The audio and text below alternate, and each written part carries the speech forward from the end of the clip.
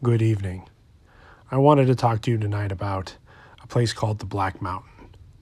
Now, if you remember a while back, I made a video about what's in a name, scary places, like Devil's Canyon, Devil's Gorge, Ape Canyon. So I really don't know why it's called Black Mountain. Perhaps there was a fire there. Perhaps it's an old Indian name. There's a lot of Indian names up in this area. We'll get to the exact location in a minute. But what struck me as odd is in 2013, I had a Sasquatch encounter. It's well documented on this channel where something thumped and growled on the side of the house in the middle of the night. And this was after a bunch of wildfires. This was at my dad's house. He lives not too far from here. From this, he's just right down the road, so to speak. And it was very interesting because you go into BFRO website and you look in California and Riverside County, and most of the Sasquatch encounters are in this Idlewild region in this range of mountains, which makes sense because it's kind of the only real mountains up there in Riverside County. So when I started giving presentations and started getting a little more popular and people were researching my work, I've been really shocked that a number of people have reached out to me. Like a bunch of people have reached out to me about the same area having Bigfoot encounters. And most of them, if not all of them, have actually been down to this Black Mountain campground trailhead area.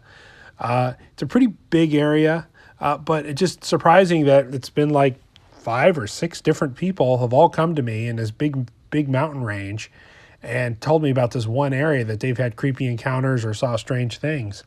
And we're going to talk about that in a little bit. So one of the things, just so you guys know what I'm talking about, in Southern California, these mountain ranges, Big Bear, and then south of it is the Idlewild Mountain Range, where I'm talking about here, the San Jacinto Mountains. And it's kind of at the tail end, almost at the end of the Pacific Crest Trail, which goes from Mexico to Canada, and thousands of people hike it every year. People do have Bigfoot sightings when they're out camping all through the Sierras and going up through Washington and going up through Canada, as you can imagine.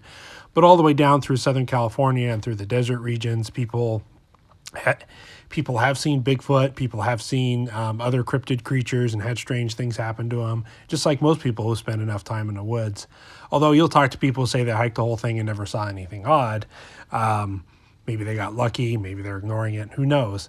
But just so you know that this Black Mountain, it's this trailhead off the 243 highway, which you drive up, and as you drive up this kind of twisty mountain road, it's kind of a dirt road, a packed dirt road. There's other little campgrounds and turnouts and trailheads along the way going up there, and it goes back quite a ways. And there's 2 or 3 campgrounds on the way up. There's a big campground towards the top and lots of parking spots. And a lot of rock climbers like it because there's all these big boulders that they can practice on. They put their little mats down and they can climb up, and they have the Pacific Crest Trail. And I hiked a small portion of the Pacific Crest Trail stepping off from here. And when you get to the top of the Black Mountain, you can actually see down in the valley where the 10 freeway is and see the Casino Morongo and all of the desert. It's a spectacular view. It's a great place, but you can see right along the Pacific Crest Trail comes right along there.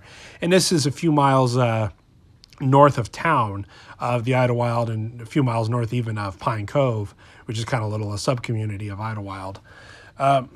So I was surprised when I started talking about the Idlewild region that, like I said, quite a few people reached out to me about having Bigfoot encounters and told me various things. Some of them are pretty out there stories. Some of them are fairly conservative stories. Whenever I've gone there, I've always noticed there's a lot of closed campgrounds and a lot of locked gates, no trespassing things. There's locked trailheads, which to me is always kind of a big sign of maybe something's going on. They don't want people snooping around. And you got to remember, just the other side of the valley where the 10 freeway is the Big Bear Mountain Range, which is even bigger. Where Big Bear and Arrowhead is, and that's where Claudia Ackley is. That's where she had her Sasquatch encounter. That's where they've had plenty of sightings. And between them is the desert, and past these 2 mountain ranges is all this desert where they've had reports of the Yucca Man for many years, these desert Sasquatch, and Dogman-like creatures. So there's quite a history of actually Bigfoot in these Southern California mountains, which might surprise a lot of people. So the first story, a lot of people shared their stories with me about this area of Black Mountain. But the first story I'd like to share with you guys is a lady said that she spent a lot of time in the 70s and 80s camping in the Black Mountain campgrounds as a couple, and going up there with her dad and her family. And then in the late 90s, early 2000s, somewhere in that time frame, I want to say it was the late 90s, she brought her kids up there. And I think she had 4 kids, I want to say. And they're all under the ages of 10, I believe. I think the youngest one was like 3.5 or something.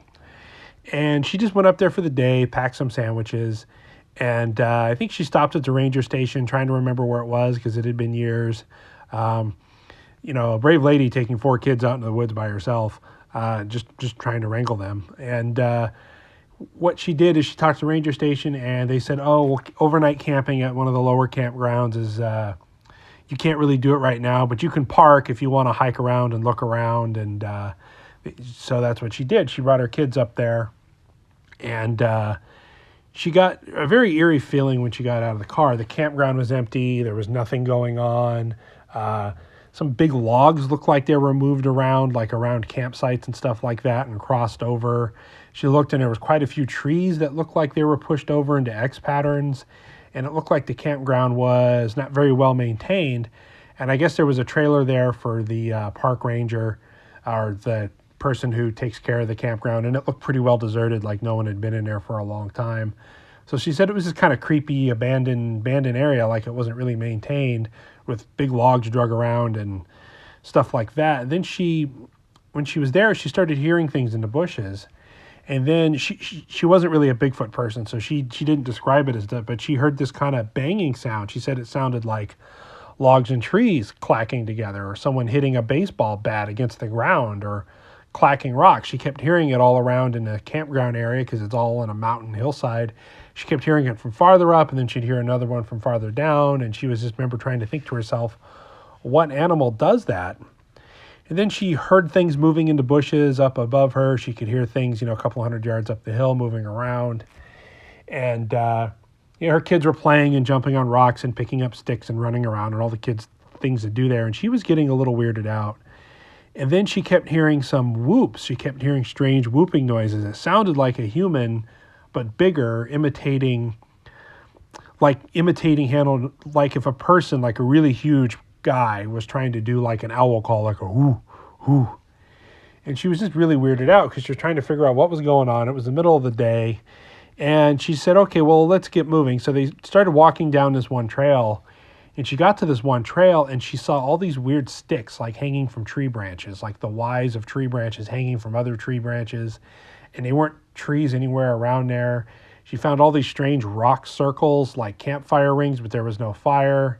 She actually thought at the time that it might have been something like a satanic ritual or something. Those were her words, not mine. But she just said it was a very eerie, creepy place with all sorts of knocks and whoops and strange noises she was hearing. But she just kept, not being a Bigfoot person, just kept thinking it was deer and it was birds and it was owls. And she started to go through her mind of why is this campground closed?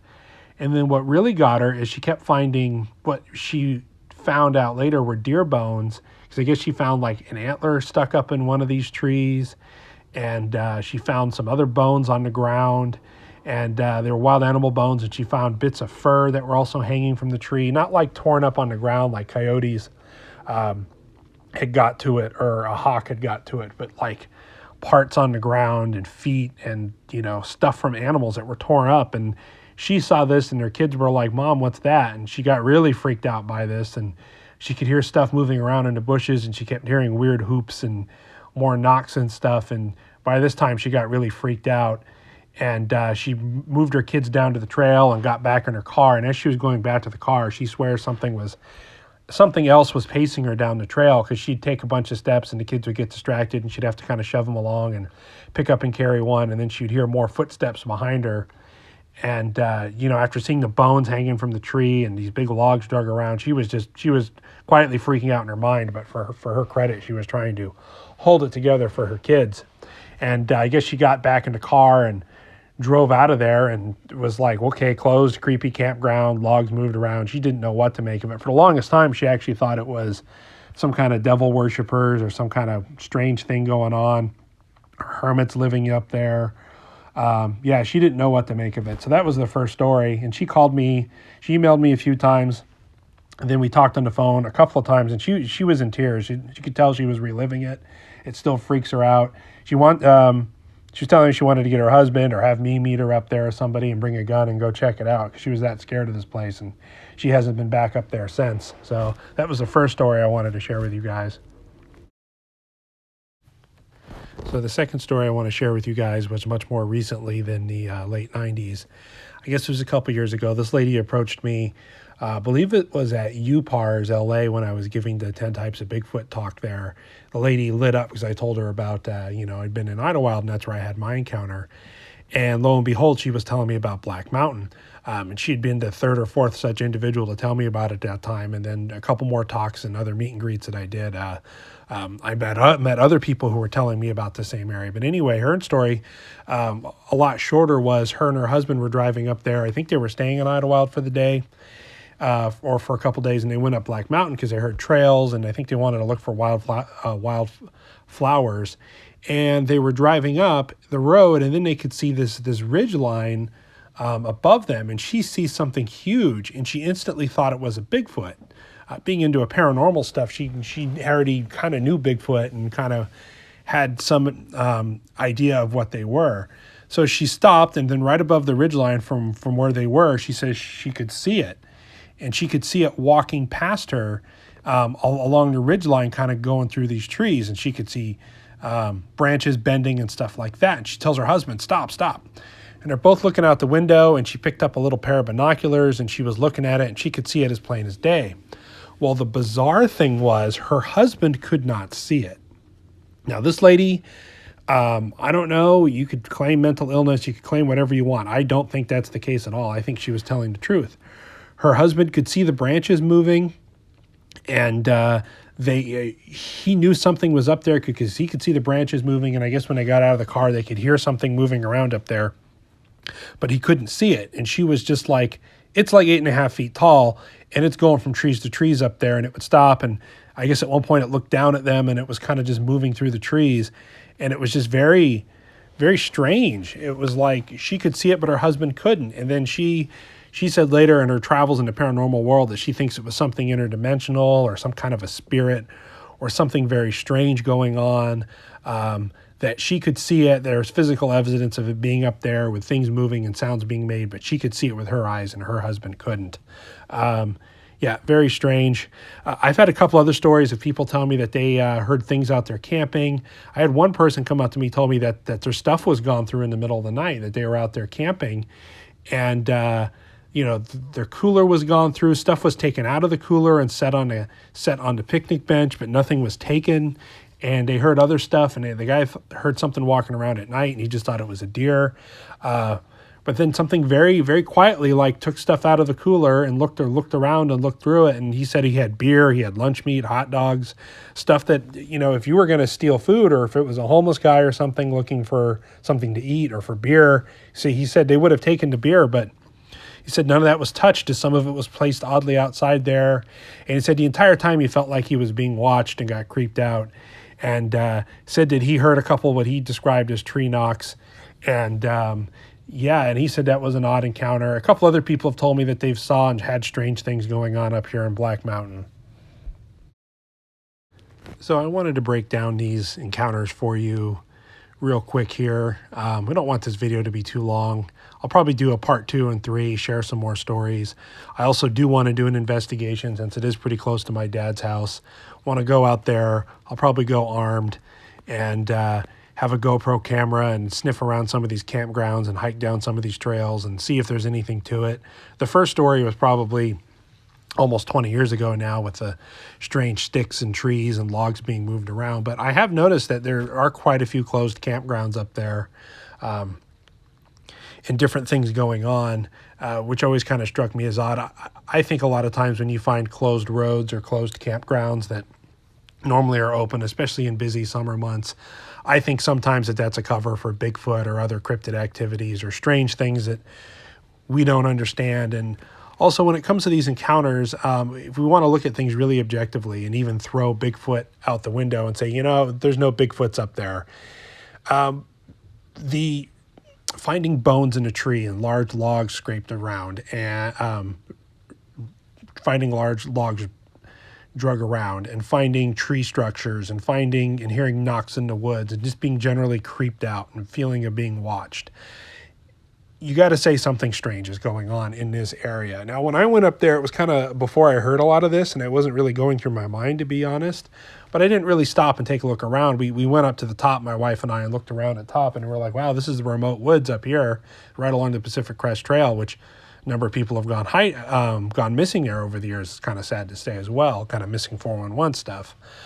So the first encounter with the strange stuff, I could just imagine being a mom up there with my kids, not really knowing what's going on and being super freaked out. Could it have been humans?